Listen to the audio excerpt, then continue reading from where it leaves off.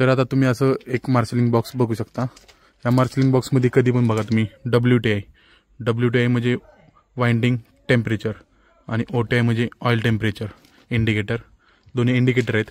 तर ह्याच्यात तुम्ही बघू शकता एक ब्लॅक कलरचा नोब आणि एक रेड कलरचा आहे। रेड कलरचा म्हणजे दिवसात आपण कितीपर्यंत टेम्परेचर गेलं तिथे जाऊन स्टॉप होतो। तसंच तुम्ही खाली दोन इथं बघू शकताय, दोन आपले सेन्सर लागलेले आहेत। तर इथं 90 वरती सेट आहे। जर हा टेम्परेचर 90च्या तिथे गेला तर एक आहे इंडिकेटिंग सिस्टीम आणि दुसरं आहे ब्रेकिंग सिस्टीम। तर 90च्या गेला की इथं इंडिकेटिंग येणार। इंडिकेटर म्हणजे अनाउन्सेटर, आपण HD पॅनलमध्ये दाखवतो अनाउन्सेटर वाचणार। आणि जर 90च्या वरती गेला, इथं जे आपण सेट करिंग व्हॅल्यू 90-100 डिग्री सेल्सिअस, तर तिथं गेल्यानंतर बेसिकली ट्रान्सफॉर्मर HD साईडनं ट्रिप होणार।